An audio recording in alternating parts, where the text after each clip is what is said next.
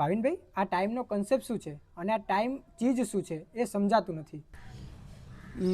ટાઈમને અગર સમજવું હોય તો આમ જોવા જાવ તો બહુ અઘરું છે ને આમ જોવા જાવ તો સરળ છે. અગર તમે થોડી ઘણી સાયન્સની સમજ રાખતા હોય તો ટાઈમને સમજી શકાય.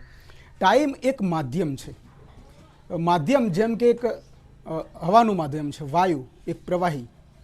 હવાના માધ્યમમાંથી પ્રવાહીના માધ્યમના અંદર પ્રવેશ મેળવીએ તો એ માધ્યમ ચેન્જ કરી શકાય છે. એવી રીતે ટાઈમ પણ એક માધ્યમ છે, પણ ટાઈમનો સીધો સંબંધ છે ઝડપથી, સ્પીડથી. અગર તમે વધારે સ્પીડથી ચાલો છો તો ટાઈમ જે છે એ ધીમે પસાર થાય છે, અને અગર તમે ધીમી સ્પીડે ચાલો છો તો ટાઈમ જે છે એ સ્પીડ ગતિથી ચાલે છે.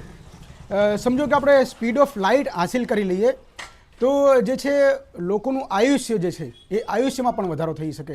અને જે વર્ષ આપણે જે 365 દિવસના અંદર વર્ષ વીતી જાય છે, એવી રીતે અગર જો તમે સ્પીડ ઓફ લાઇટની હાંસિલ કરો અને એ ટાઈમ લાઈનમાં તમે જતા રહો તો જે છે સમયને તમે ધીમો પસાર કરી શકો છો, સમયને તમે ધીમો કરી શકો છો.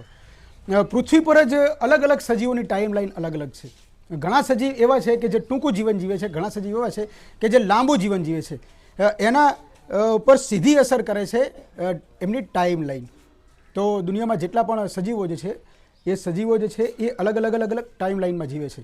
તો ટાઈમને સમજવું હોય તો સમય એક માધ્યમ છે. એક માધ્યમમાંથી બીજા માધ્યમમાં જેમ જઈ શકાય એવી રીતે સમયના અલગ અલગ માધ્યમોમાં પણ આપણે પસાર થઈ શકીએ છીએ, પણ એના માટે એક ચોક્કસ ટેકનોલોજી એ વિકસાવવી જરૂરી છે.